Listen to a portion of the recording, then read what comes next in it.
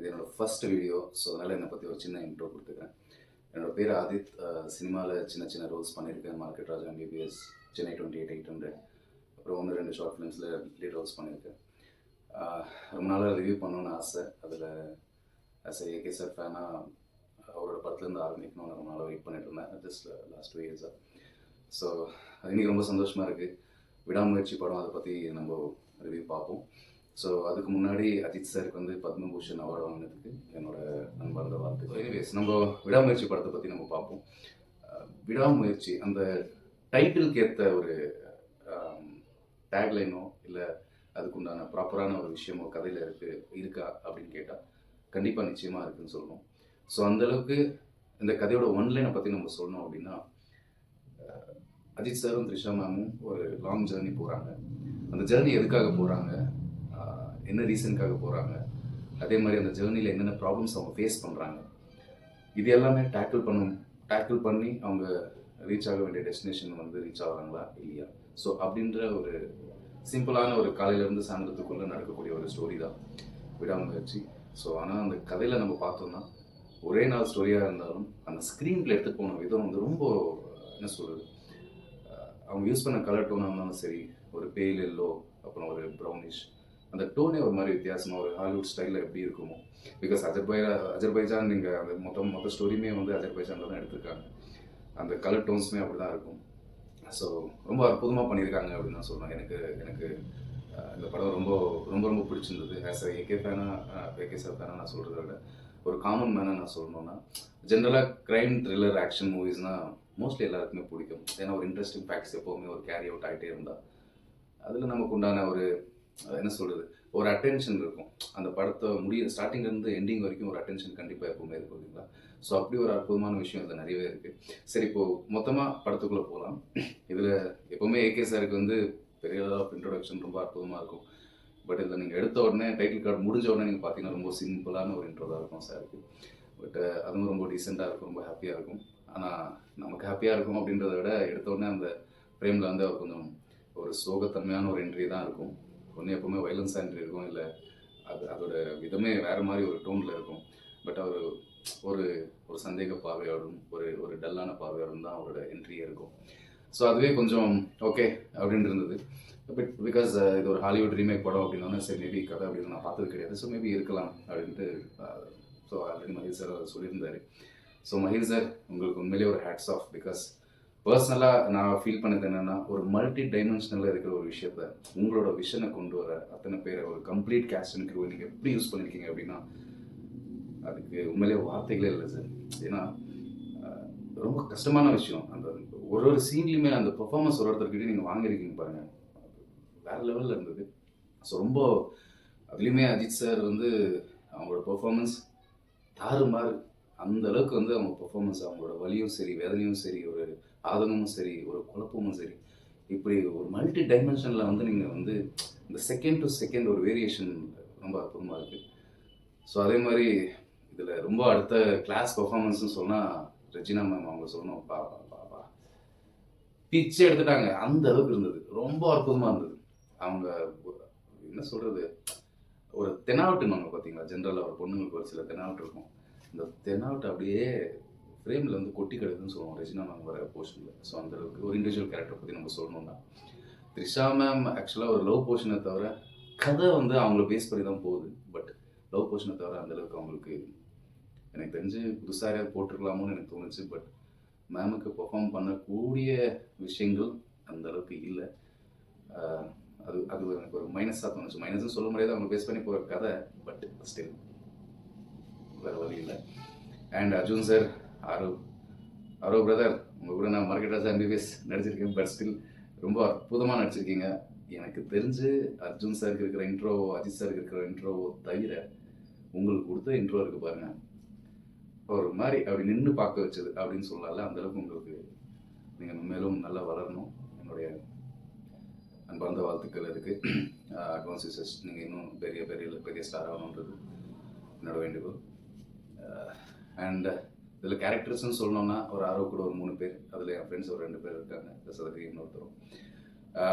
அதே மாதிரி Trisha ma'am, Ajith sir ஒரு ஜோடி, அர்ஜுன் சாரும் ரெஜினா மேம் ஒரு ஜோடி, அப்புறம் அவங்களுக்கு ஒரு 4 பேர் அடியார்கள், அவ்வளோதான். மொத்தமாக 8 கேரக்டர். ஸோ இடையில சின்ன சின்ன ஒரு கிளைக்கதைகள் மாதிரி சின்ன சின்ன போர்ஷன்ஸ் எல்லாம் அங்கே இருக்கிற ஆட்களே இருப்பாங்க. சரி, இப்போ ஜேர்னியில் எதுக்காக போகிறாங்க? ஃபஸ்ட்டு எடுத்த உடனே அவங்க சின்ன சின்ன ஃப்ளாஷ்பேக்ஸோட வருது இல்லைங்களா? இப்போ மொத்த படத்தோட கண்டினியூ ரிவ்யூ சொல்லணும்னா, இந்த ஜேர்னியில் போகும்போது ஒருத்தருக்குள்ள ஒருத்தர் ஏதோ சோகமாக உட்காந்துட்டு ஒரு மாதிரி ஃபேஸ் டு ஃபேஸ் பார்த்துக்கிட்டு ஒழுங்காக பார்த்துக்காம ஒரு மாதிரி விரக்தியாக போயிட்டு இருக்காங்க. ஸோ அதில் 1 by 1 வந்து ஃப்ளாஷ்பேக் ரிவீல் ஆகுது. ஸோ இந்த ஜேர்னி எதுக்காக ஸ்டார்ட் பண்ணுறாங்க அப்படின்னா, ஃபஸ்ட்டு இவங்களுக்கு வந்து டைவர்ஸ் வேணும். யாருக்கு? த்ரிஷா மேமுக்கு. ஸோ அதனால் நான் கிளம்புறேன் அப்படின்னு சொல்லும்போது நான் அவங்களை ட்ராப் பண்ணுறேன், I think we deserve it அப்படின்னு சொல்கிறாரு. ஸோ இந்த 9 hours ஜேர்னியில் நடக்கக்கூடிய மற்ற விஷயங்கள்லாம் வந்து ரொம்ப ட்விஸ்ட் அண்ட் டர்ன்ஸோட ரொம்ப அற்புதமான ஸ்க்ரீன் பிளேல சொல்லியிருக்காரு. ஸோ அப்படி போகும்போது அங்கங்கே ஒரு சின்ன சின்ன ஃப்ளாஷ்பேக். ஸோ ஃபஸ்ட்டு ஃப்ளாஷ்பேக் வந்து அவங்களுக்கு கல்யாணம் ஒரு விஷயத்தை காட்டுறாங்க. ஸோ அதுக்கப்புறம் இன்னொரு ஃப்ளாஷ்பேக் ஓப்பன் பண்ணுறாங்க. ஸோ அந்த ஃப்ளாஷ்பேக்கில் என்ன சொல்கிறாங்கன்னா, அவங்க ஃப்ரெண்ட்ஸ் கிட்ட த்ரிஷா சும்மா ஒரு எக்ஸ்ப்ளனேஷன், எப்படி நீங்கள் லவ் பண்ணீங்க, எப்படி நீங்கள் தெரிஞ்சுக்கிங்கன்னா, just love at first sight சொல்கிறாங்க. ஸோ அப்படி அவங்க பார்த்து ஒருத்தருக்கு ஒருத்தர் பிடிச்சி போய் நம்பர் மாற்றிக்கிட்டு அதுக்கப்புறம் லவ் ப்ரொப்போசல் ரொம்ப அற்புதமான சீன் சொன்னோம். ஏன்னா அஜித் சார் என்ன பண்ணுவாருன்னா, ஒரு ரிங் கொடுப்பாரு, இந்த ரிங் எப்படி இருக்குது பாருங்க. இல்லை ஆக்சுவலாக நம்ம ஃப்ரெண்டாக தான் பழகணும் அப்படின்னு. இல்லை இது உங்களுக்கு கிடையாது, இது என்னோட கொலிக்கு அப்படின்னு சொல்லி மாற்றிடுவார். ரொம்ப ஸ்மார்ட்டாக இருக்கும். அதான் பொண்ணுங்களுக்கு இந்த என்ன சொல்கிறது, பொசசிவ்னஸ் ஒரு மாதிரி இருக்கும் இல்லைங்களா? பழகின பையன் திடீர்னு இன்னொருத்தன் ப்ரொப்போஸ் பண்ணுறாங்க அப்படின்னு. ஸோ அந்த விதத்தில் வந்து ஆக்சுவலாக இந்த ரிங் எனக்கு கூட பொருந்தும் அப்படின்னு சொல்லி இன்டெரக்டாக ப்ரொப்போஸ் பண்ண போய் அப்புறம் நம்ம ஏகே சார் பால்கனிக்கே போயிட்டு ஜஸ்ட் ரிங்கை மாற்றி அதுக்கப்புறம் அவங்க கல்யாணம் நடக்கிற விஷயம் நடக்குது. ஸோ இதெல்லாம் முடிஞ்சு போய் அவங்க வந்து கன்சீவ் ஆகிறாங்க. அதுக்கப்புறம் மிஸ்கேரேஜ் ஆகிடுது. இனிமேல் லைஃப்பில் வந்து அவங்களால ப்ரெக்னென்ட் ஆக முடியாது அப்படின்ற ஒரு போர்ஷன் வரப்போகுது. அப்படி வந்த போர்ஷனில் அப்போ வந்து அஜித் சார் வந்து கொஞ்சம் கண்டுக்காத மாதிரி, த்ரிஷாவுக்கு வந்து கொஞ்சம் கண்டுக்காத மாதிரி ஏற்படுது ஒரு ஃபீலிங் வச்சுக்கோங்க. இது எப்படின்னா, ஒரு பர்த்டே விஷயத்தை வந்து அதுக்கு முன்னாடி லவ் பண்ணும்போது சொல்லிகிட்டே இருப்பார். இவங்க கேட்பாங்க, கண்டுபிடி, எங்கேயுமே சோஷியல் மீடியாவில் பார்க்காம கண்டுபிடினா டெய்லி அனுப்பிச்சிட்டே இருப்பார்.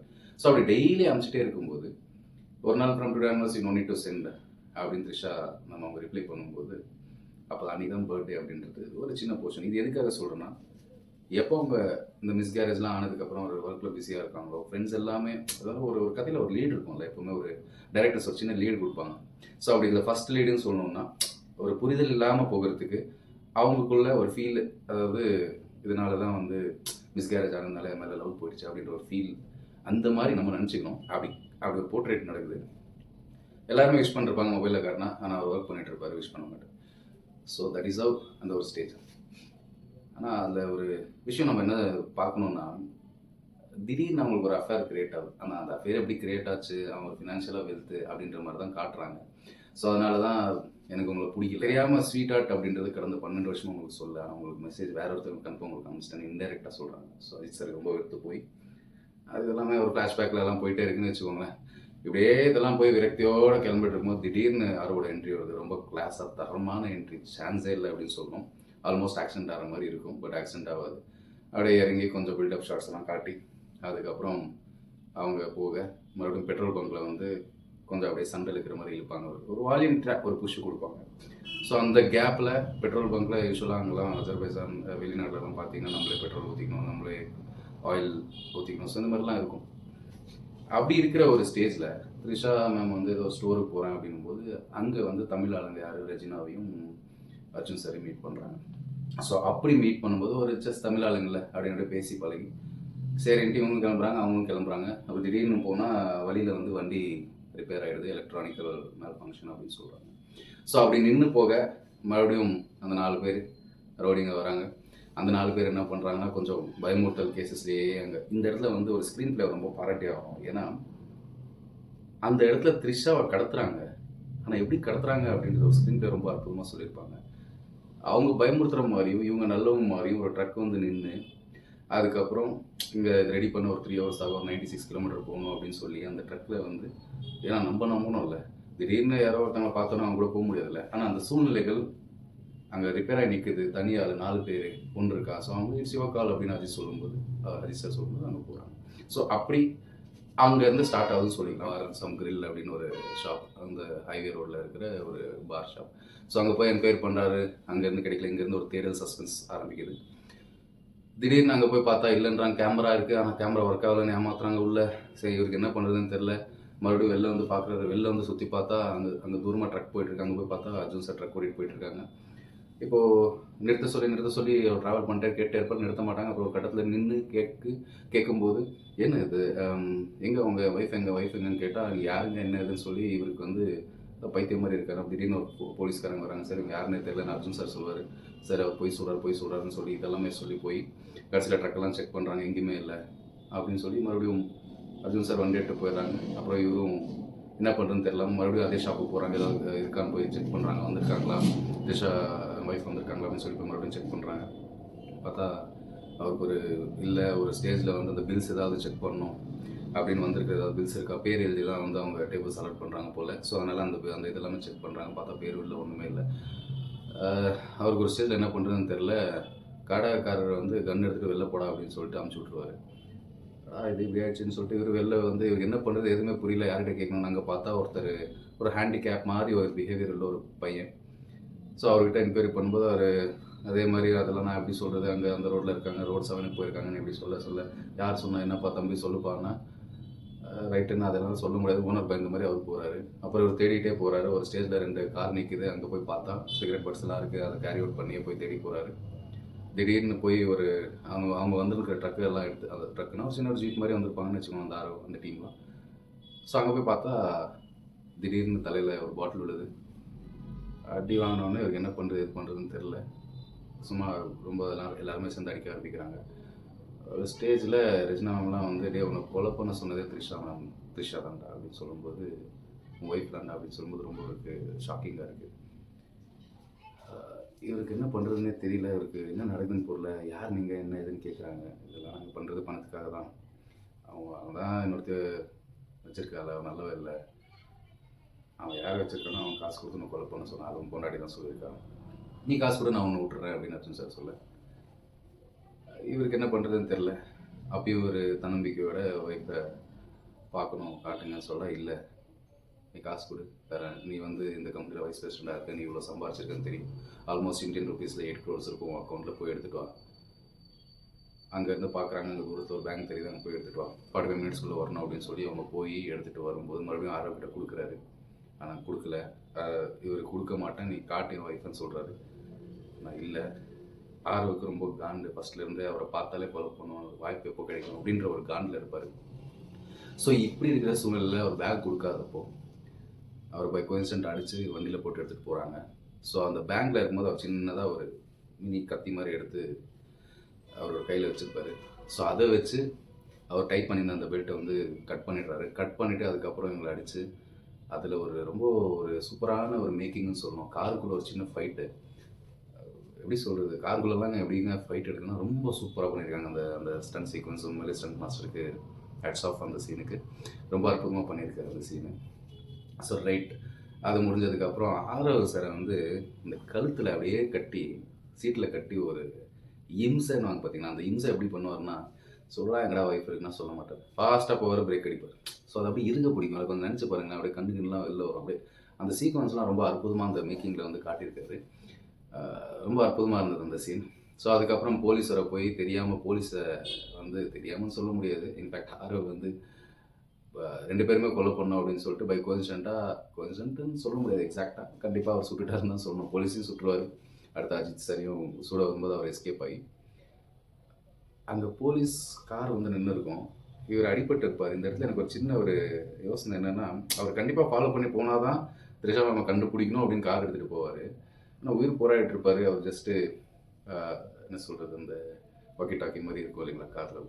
ஸோ அதில் வந்து ஜஸ்ட்டு இன்ஃபார்ம் பண்ணிவிட்டு இங்கே நீட் எமர்ஜென்சி அப்படின்னு சொல்லிட்டு கிளம்பிடுவார். ஸோ இந்த இடத்துல எனக்கு ஓகே, அவர் நம்ம அங்கே கதைக்குள்ளே ஃபாலோ ஆகணும் அப்படின்றதுக்காக அந்த சீக்வன்ஸ் சொல்லலாம். பட் ஒருத்தர் உயிர் போராடிட்டுருக்காரு, பட் ரொம்ப தூரம் ரொம்ப டிஸ்டன்ஸ், நம்ம அதையும் யோசிக்கணும். ஸோ அந்த இடத்துல அதை எடுத்துக்கலாம்.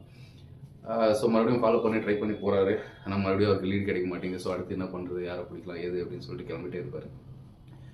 அதில் வந்து இந்த பேங்க்கில் இருந்து காசெட் வரும்போது ஒருத்தன் சொல்லியிருப்பாங்க, பப்ளிக் பூத்தில் வந்து ஒரு ஃபோன் ரிங் ஆகுது உனக்கு தான் அப்படின்னு. ஸோ அந்த ஆள் தெரிய போய் அந்த ஆளை ஃபாலோ பண்ணி போய் வீட்டில் போய் பார்க்கும்போது, அந்த ஆளோட அம்மா இருக்குது பாருங்கள், செம்ம நெக்ஸ்ட் லெவல் பர்ஃபார்மன்ஸ். அந்த நாட்டோட கேரக்டர்ஸ் நினைக்கிறேன் மோஸ்ட்லி நல்லா இருந்தது. கொஞ்சம் ஏஜான அம்மா நல்லா பர்ஃபார்ம் பண்ணியிருந்தாங்க. அதுலேயும் ஒரு கன் எடுத்து சுடுறன்ற பேரில் எங்கெங்கேயும் சுட்டு கடைசியில் அவங்களே செத்துருவாங்க. அதுதான் பெரிய காமெடியாது. ஸோ ரொம்ப நல்லா இருந்தது அந்த சீக்வன்ஸ். அதை பற்றி ரொம்ப டீட்டெயிலாக சொல்லணும்னு அவசியம் கிடையாதுன்னு நான் நினைக்கிறேன். ஸோ அதுக்கப்புறம் வந்து அங்கேருந்து அவரை பிடிச்சி அவர் இடம் தெரிஞ்சு அந்த பார்த்தா அந்த கப்பர் பார் ஓனரும் அங்கே வந்திருப்பான். ஸோ இவருக்கு முதுகுலலாம் அந்த என்ன சொல்கிறது ஆரோ அந்த இது சுடுவாங்களா ஆரோ வச்சு, ஸோ அந்த மாதிரி ஸோ அதிலலாம் வச்சு இது பண்ணியிருப்பாங்க. பட் ஸ்டில் அவர் வந்து அதெல்லாம் முடிச்சுட்டு காலில் விழுந்திருக்கும், அடி அவர் முதுகில் விழுந்திருக்கும். ஸோ இதெல்லாம் எப்படி நடக்குதுன்னு அதுக்கப்புறம் எப்படி அவர் அந்தளவுக்கு காஸ்ட் ஆனாருன்னு தெரியல. But still as an hero we have to acceptன்னு நினைக்கிறேன்.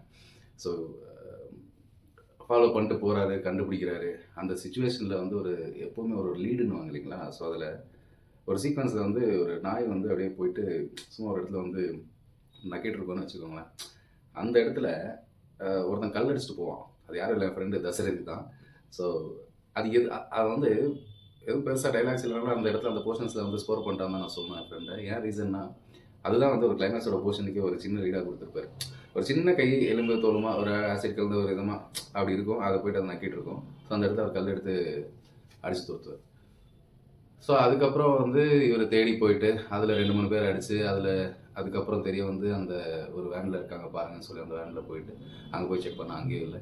ஸோ அடுத்து முன்னாடி போகும்போது ரெஜினா வராங்க. ஸோ அங்கேயும் பார்த்து அங்கே வந்து ஆக்சுவலாக ஆரோ வராங்க. ஷாக் ஆகிடும். ஆரோக்கு ஷாக் ஆகி உனக்காக தானே காத்துட்டு இருந்தேன் அப்படின்ற மாதிரி போய் அடிக்க போவார். சொல்கிறதுன்னு தெரில, பரிதாபமாக ஷாக் அடிச்சிடும், இறந்துருவார். ஸோ அடுத்து ரெஜினாவோட போர்ஷனில் எப்படி முடியும்னா மேலேருந்து ஒரு சின்ன போர்ஷன்லேருந்து கீழே விழுவாங்க. விழுந்து ஆசிட் இருக்கும்ல, அந்த ஆசிட் ட்ரம்மில் லைட்டாக ஒரு செமியாக விழுந்து கீழே வந்துடுவாங்க. விச் மீன்ஸ் அப்படியே ஒரு போர்ஷன் எல்லாமே செதஞ்சிடும். ஆக்சுவலாக இங்கே ஒரு ஃப்ளாஷ்பேக் என்ன இருக்குன்னா, ரெஜினா ஏன் எப்படி நடந்துக்கிறாங்க, அர்ஜுன் சார் ஏன் எப்படி நடந்துக்கிறாங்க, ஒரு மென்டல் ஒரு ஹாஸ்பிட்டலில் இருக்குல்ல, சம்திங் மென்டலி டிஸார்டர் பீப்புள்ஸ். அந்த ஹாஸ்பிட்டலில் இவங்க 2 பேருக்கு ஒரு சின்ன லவ் போர்ஷன், ஒரு சின்ன ஃபைட் சீக்வன்ஸோட ஒரு சின்ன லவ் போர்ஷன் கிரியேட் ஆகிருக்கும். ரெஜினா வந்து ஒரு மென்டலி ரொம்ப ஒரு என்ன சொல்கிறது ஒரு டிஸ்டர்ப்டு பர்சனாக இருப்பாங்க. அவங்களுக்கு கொல்லன்னு தெரியாது, என்ஜாய் பண்ணுவாங்க. அந்த மாதிரி ஒரு கேரக்டர்னு வச்சுக்கோங்களேன். அப்படி ஒரு ஆள் வந்து அர்ஜுன் சார் வந்து லவ் பண்ண போய் இவங்க 2 பேருக்கும் ரொம்ப பிடிச்சி போய் இந்த ஜெயிலேருந்து எப்படி தப்பிக்கிறாங்கன்ற ஒரு போர்ஷன் தான் எனக்கு இன்னும் மகேஷ் சார் அது எனக்கு ஏற்றுக்க முடியல, எப்படி சொல்கிறதுன்னு தெரில. ஸோ அந்த இது வந்து எனக்கு வந்து இன்னும் ஒரு இதாகவே இருக்குது. ஏன்னா காலத்துக்குமே இனிமேல் ஜெயில் தான் அப்படின்னு வந்து கோர்ட் ஆர்டரில் இருக்கும்போது ரெஜினா மேம் எப்படி தப்பிச்சாங்கன்னு தெரியல. ஸோ அடுத்து அர்ஜுன் சார் எடுத்தால் அவங்க 2 பேரும் எப்படி தப்பிச்சாங்கன்னு தெரில. ஸோ அவர் என்ன காரணத்துக்காக போகிறாங்கன்னு தெரியல. ரெஜினா மேம் இருக்கிற போர்ஷன் பார்த்தா அது சரி மென்டல்னால் ஒருத்தர் காரணம் எல்லாருமே மென்டல்னு நினச்சிக்கலாம், ஏதோ ரீசனில் உள்ள இருக்காங்கன்னு நினச்சிக்கலாமே. ஸோ அது ஒரு அக்செப்டடுன்னு வச்சுக்கோங்க. பட் 2 பேர் எப்படி தப்பிச்சாங்க அப்படின்றது உண்மையிலே ஒரு கேள்விக்குறியாக தான் இருக்குது எனக்கு. ஸோ அடுத்த முறை இன்னொரு முறை பார்த்து ஏதாவது டைலாக்ஸ் ஏதாவது சொல்லியிருக்கீங்களா அந்த சத்தத்தில் கேட்கலையோ எனக்கு என்னமோ தெரியல. ஓகே, மேபி அந்த ஒரு இடம் மட்டும்தான் எனக்கு மிஸ்டேக்காக தெரிஞ்சது. Okay, fine. அதுக்கப்புறம் இந்த கிளைமேக்ஸில் அந்த ரீகால் நடக்குது. எனக்கு பிடிச்ச ஃபஸ்ட்டு பொண்ணு உலக அழகி நீ தான் அப்படின்னு சொல்கிற மாதிரி. அதுக்கப்புறம் பார்த்தா ரச்சனா அவங்க போயிடுவாங்க. இவர் அதே மாதிரி அர்ஜுன் சார் வந்து இந்த போலீஸை சுட்டார் இல்லையா ஆறு, அதனால் என்ன பண்ணியிருப்பாங்க இருக்கிற எல்லா தடைத்தோ அழிங்கடா அப்படின்னு சொல்லியிருப்பார். அப்போது இதில் இன்னொரு லீடுன்னு சொல்லணும். ஒரு டாப் வியூவில் காட்டியிருப்பாங்க, நிறைய வேன்ஸ் இருக்கும். விச் மீன்ஸ் ஹைவேயில் யாரெல்லாம் போகிறாங்களோ அவங்ககிட்டலாம் பணத்தை கொள்ளையடிக்கிறது. ஸோ இந்த மாதிரி விஷயங்கள் தான் கொள்ளையடிக்கிறது, அந்த வேனை ஓரமாக போட்டுறது, அதுக்கப்புறம் நம்பர் தூக்கி போடுறது. ஸோ இந்த மாதிரி அப்படின்ற ஒரு ஒரு ஒரு லீடுன்னு வச்சுக்கலாம். அந்த லீடை எப்படி காட்டியிருப்பாங்கன்னா எல்லாம் ஒன் பை ஒன்னாக எடுத்து இந்த க்ரஷிங் மிஷின் இருக்கும்ல, ஸோ அப்படியே எடுத்து க்ரஷ் பண்ணிட்டே இருப்பார். எல்லா எவிடன்ஸும் அழிச்சிட்டு இருக்காருன்னு அர்த்தம். ரைட், சரி, அதுக்குண்டான வேன்ஸ் எல்லாமே இருக்குது. சேசி நம்பர் வச்சு பார்க்கலாமே, அது கொஞ்சம் எப்படின்னு தெரில. சரி, ஓகே, நம்பர் அழிச்சிடுறாங்க, முடிஞ்சதுன்னு வச்சுக்கோங்க. அதுக்கப்புறம் அர்ஜுன் சார்கிட்ட வரும்போது தன்னோட மனைவி இறந்துட்டாரே அப்படின்னு சொல்லிட்டு உங்கள் மனைவி நரகத்துக்கு ஆல்ரெடி போயிட்டாடா அப்படின்னு சொல்லி இவரை அடித்து ஒரு சின்ன சண்டை நடக்குது. அவரை தூக்கி போட்டு அப்படி ஒரு கொக்கியில் மாட்டி பிடிச்சிருப்பாரு. அந்த க்ரஷிங் மிஷின் கீழே இருக்கும். டே உட்றா அப்படின்னா உட்றா தெரிக்கே அப்படின்லாம் பேசுவார். நான் விட முடியாது, விட்டுருவார். கடைசியில் இவரே விழுந்துருவார். ஆக்சுவலாக விடமாட்டார். நீ இப்படியே ஆளிடா, நீ இப்படியே சாப்பிட முன்னாடி கிடைக்காது அப்படின்னு சொல்லிட்டு அவரே ஒன்று சேர்த்துருவார். ரைட், அதுக்கப்புறம் இவர் என்ன பண்ணுறது எது பண்ணுறதுன்னு தெரில. மறுபடியும் அவரோட கிராம முயற்சியால் என்ன பண்ணுறதுன்னு தெரில. மேலே யோசிச்சு அப்படியே ஒரு மாதிரி டயர்டாக அப்படி படுப்பார். அங்கே பார்த்தா 2 நாய், அதான் அந்த லீடு தான் இங்கே கனெக்ட் ஆகுது. அங்கே 2 நாய் மறுபடியும் ஏதோ தோண்டிட்டு இருக்கு. இந்த இடத்துல எனக்கு என்ன புரியலன்னா, அது ஒரு அண்டர் கிரவுண்டு, ஆனால் 2 நாய் தோண்டிட்டு இருக்கு. பட் ஸ்மெல்லுக்காக என்னதான் நாய்னா ஸ்மெல்லுக்காக தான் தோணும். அது வந்து ஒரு அக்செப்டடான விஷயம். பட்டு என்னென்னா அந்த ஏரியா வந்து இப்போ ஆசிட்குள்ளே போகும்போது அந்தளவுக்கு எந்தளவுக்கு ஸ்மெல்லு க்ரியேட் ஆகும்னு நம்புறதுக்கு இல்லை. ஏன்னா அங்கே வெளியில் காட்டினது கையோட வெளில இருக்குது. அவர் அர்ஜுன் சார் ஒரு டைலாக்லாம் நடுவில் அடிச்சிருப்பார். எப்போவுமே கொலை பண்ணிட்டு ஆசிடில் போட்டு சுத்தமாக இருக்கிற தடையுமே தெரியாத பண்ணுறது தான் என்னோட இது பட் உயிரோட போட்டு எனக்கு பழக்கம் இல்லை, அதை ட்ரை பண்ணி பார்ப்போம் அப்படின்லாம் ஒரு டைலாக் அடிச்சிருப்பாரு. ஸோ இங்கே அப்படி யோசிக்கும் போது இங்கே பாதி கை அங்கே இருக்குது. இது ஒரு விஷயம். ரெண்டாவது விஷயம் என்னென்னா, இது வந்து ஒரு அண்டர் கிரவுண்ட் போர்ஷன். அங்கே 2 நாய் தோண்டிட்டு இருக்கு. சரி, கிளைமேக்ஸில் அதை பார்க்குறாரு, ஓப்பன் பண்ணி உள்ளே போகிறாரு. உள்ளே போனால் மோரல்லஸ் வந்து அந்தளவுக்கு ஒரு பார்ட்டிஷன் பண்ண மாதிரி ஒரு இது இல்லை. ஒரே ஒரு பொணம் இருக்குது, முகல்லாம் செதஞ்சு போய் அதுக்கு ஒரு பேண்டேஜ் போட்டிருக்காங்க. Which means skin orient donors something, skin orient ஏதோ ஒரு விஷயத்தை வந்து திருடுறாங்க. அப்போது அந்த நாய் எப்படா தோணுச்சு எனக்கு இன்னும் கொஞ்சம் ஆச்சரியமாக தான் இருக்குது. பட் அது வெளியில் இருந்த போர்ஷன், அது ஒரு லீடாக கதைக்குள்ளே யோசிச்சோம்னா இது ஒரு கிளைமேக்ஸ்க்கு வந்து கண்டிப்பாக ஏற்றுக்க வேண்டிய விஷயம். அதே மாதிரி அந்த வேன்ஸ்லாம் நிறைய வேன் இதே மாதிரி தான் திருடுறது. ஆனால் இதில் நிறைய ட்விஸ்ட் அண்ட் டர்ன்ஸ் இருக்குன்னு சொன்னோம் பார்த்தீங்களா. ஸோ அதெல்லாம் வந்து இப்போது எப்படி சொல்கிறதுனா, முதல்ல வந்து அஜித் சார் கிட்ட உன் பொண்டாட்டி சரியில்லடான்னு சொல்கிறோம், த்ரிஷா கிட்ட உன் புருஷன் சரியில்லைன்னு சொல்கிறோம், புருஷன் கூட த்ரிஷாவோட சிஸ்டர் வந்து சிஸ்டர் ஃப்ரெண்டு, என்ன போர்ஷன் சிஸ்டர் தான் நினைக்கிறேன் நான் கிளைமேக்ஸில் வரும்போது. அவங்க வந்து அக்கா அக்கா தான் கூப்பிடுவாங்க. ஸோ அவங்க வந்து கொஞ்சம் தப்பான எண்ணத்துக்கு ட்ரை பண்ணுவாங்க அஜித் சார் கிட்ட, ஆனால் அவங்களும் முடியாது. பட் அது எல்லாமே காரணமாக காட்டி முதல் டார்கெட் வந்து த்ரிஷாவோட சிஸ்டர் மேலே தான் இருக்கும். ஆனால் போக போக அவங்களுக்கு பணம் கொடுங்குது. ஸோ இவங்ககிட்ட அதிகமாக பணம் இருக்குன்னு இவங்க அவங்கள விட்டுட்டு இவங்கள பிடிச்சிருவாங்க. ஸோ அவங்க எங்கேயோ மீட் பண்ணியிருப்பாங்க இவங்க 2 பேரும். அவங்கள வச்சு அவங்கள வந்து நோட்டம் போடுவாங்க இல்லையா. ஸோ அந்த மாதிரி பார்க்கும்போது த்ரிஷாவை பிடிச்சி அஜித்தை பிடிச்சி பணத்தை கரைக்கிறது தான், அதாவது பணம் எடுக்கிறது தான் அவங்களோட இது. ஸோ அந்த மாதிரி ஒரு கதை போயிட்டுருக்கு. ஆனால் கிளைமேக்ஸில் ஒரு ட்விஸ்ட் அகைன் என்ன வச்சுருக்காருன்னா, என்னடா காசு அடித்தாலும் பட் இந்த ஸ்கின் ரிலேட்டட் ஏதோ டோனஸ் சம்திங் ஏதோ சொன்னாங்க. எந்த அளவுக்கு நம்பவும் தெரியல. பட் ஓகே, இருக்கலாம், வாய்ப்புகள் இருக்குது. நமக்கு மெடிக்கல் ஓரியன்டாக தெரியாது. ஸோ அந்த ஸ்கின் ஓரியன்டாக இவங்க வந்து டோனர்ஸ் யாராவது கேட்கும்போது இந்த மாதிரி கடத்தி அந்த ஸ்கின்ஸ் எல்லாமே அவங்க ஏதோ சம்திங் ஏதோ ஆப்ரேட் பண்ணி கொடுத்துட்றாங்கன்னு நினைக்கிறேன். ஸோ தட் இஸ் ஆல் அந்த ட்விஸ்ட் எண்ட் ஆகுது. கடைசி வரைக்கும், ஆரம்பத்துலேருந்து கடைசி வரைக்கும் பணத்துக்காகன்ற ஒரு விஷயம் வந்து ஒரு போர்ட்ரேட் ஆகிட்டே இருக்கும். அர்ஜுன் சார் மாதிரியும், ரெஜினா மாதிரியும், மற்றவங்க மாதிரியும், மற்ற இருக்கிற வில்லன்ஸ் மாதிரியும். பட் ஆல் டுகெதர் கிளைமேக்ஸை நம்ம பார்த்தோம்னா, இதில் ஒன்லைனாக என்ன சொல்லணும்னா, ஒரு கிளைமேக்ஸில் இவங்க வந்து போய் த்ரிஷா வந்து போய் அவங்க வீட்டில் விடுற மாதிரி இருந்தது இல்லைங்களா. அங்கே விட்டதுக்கப்புறம் கடைசியில் த்ரிஷா மேம் வந்து ஒரு வார்த்தை கேட்பாங்க. நான் அங்கே த்ரிஷா மேம் வந்து கண்டுபிடிச்சிருவாங்க. ஏன்னா அந்த கீழே ட்ரைனேஜ் சொன்னோம் பார்த்தீங்கன்னா, கொஞ்சம் அந்த ட்ரைனேஜ்னு சொல்ல முடியாது, இந்த அண்டர் கிரவுண்டில் சொன்னோம் பார்த்தீங்களா, அந்த இடத்துல அது கிளைமேக்ஸில் எப்படி காட்டியிருப்பாங்கன்னா, அவங்க தான் த்ரிஷான்ற மாதிரி அஜித் சார் அழுவார் ரொம்ப. ஆனால் பார்த்தா காரில் போயிட்டு இருக்கும்போது பக்கத்தில் த்ரிஷா இருப்பாங்க. அது எப்படிறான்னு பார்க்கும்போது அந்த ஒரு கட்டி பிடிச்சி அழுந்த பொண்ணும் இருக்கு இல்லைங்களா, அது த்ரிஷா கிடையாது.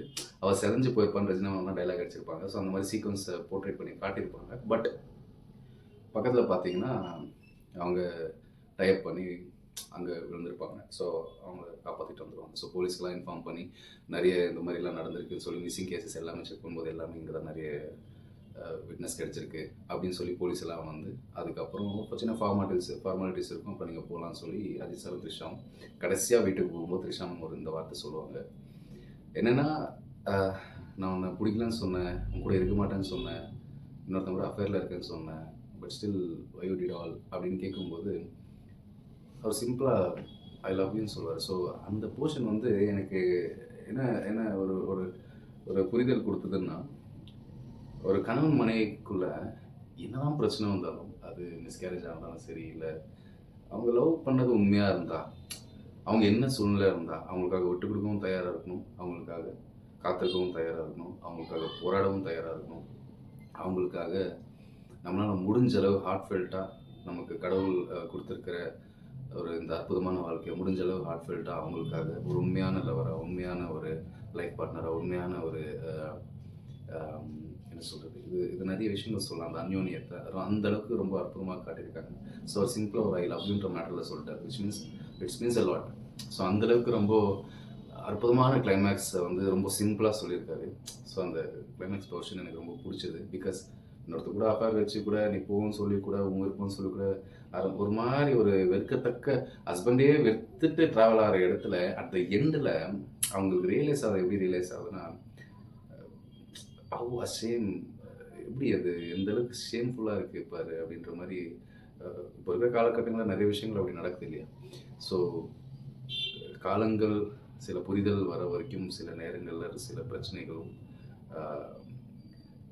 சில பல விஷயங்கள் நமக்கே அறியாமல் அப்படி வந்து போகும். அதெல்லாமே கடந்தது தான் வாழ்க்கை அப்படின்றது ரொம்ப அற்புதமாக மகிழ் திருமேனி சாரும் நடித்த ஒருத்தருமே வந்து ரொம்ப அற்புதமாக பண்ணியிருக்காங்க. ஸோ அர்ஜுன் சார் வந்து வில்லனிசம் வந்து ரொம்ப ஸ்மார்ட்டான வில்லனிசம் அவர் என்றைக்குமே.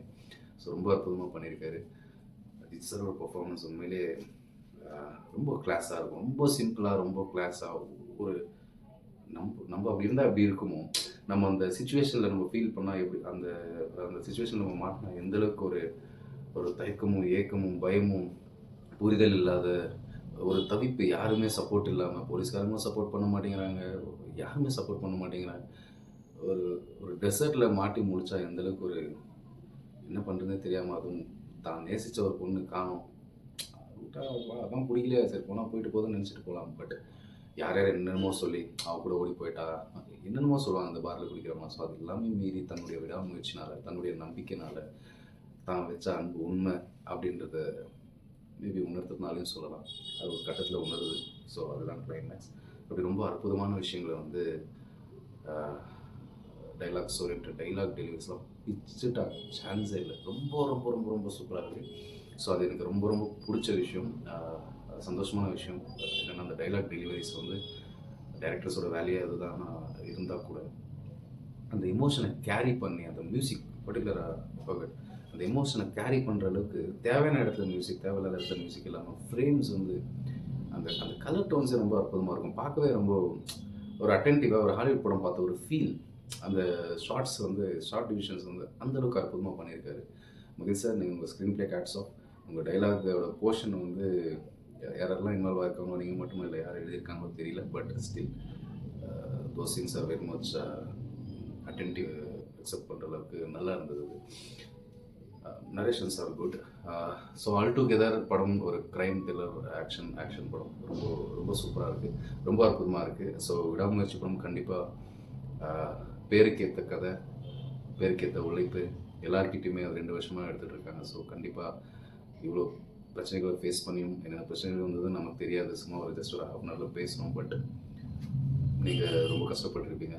ஸோ அதுக்குண்டான பலன் இன்னைக்கு கண்டிப்பாக உங்களுக்கு கிடைச்சிருக்கும். ஸோ என்றைக்கும் கடவுளோட ஆசீர்வாதம் நம்ம எல்லாருக்குமே இருக்கும் அப்படின்னு கலைத்தாய் வேண்டிக்கிறேன். So thank you so much. என்னோடய ஃபஸ்ட் ரிவ்யூ ஏதாவது கொஞ்சம் அப்ஸ் அண்ட் டவுன்ஸ் இருக்கலாம். ஸோ போக போக சரியாயிடும். அதே மாதிரி கொஞ்சம் லைட்டிங்ஸ் அதர் ஸ்டெப்ஸ் எல்லாம் கொஞ்சம் அப்ஸ் அண்ட் டவுன்ஸ் இருக்கும். போக போக ரொம்ப கிளியரன்ஸோடு இருக்கும் அப்படின்னு நான் நம்புகிறேன். ஸோ தேங்க்யூ ஸோ மச் எல்லாருக்குமே. பிடிச்சிருந்தா யூஷுவல் சொல்கிறது நான் சப்ஸ்கிரைப், லைக், கமெண்ட் அது பண்ணி விட்ருங்க. தேங்க்யூ ஸோ மச் எல்லாருக்குமே. ஸோ அடுத்த ரிவ்யூ, அடுத்த படத்தோட ரிவ்யூவில் பார்ப்போம். Thank you. Have a great day.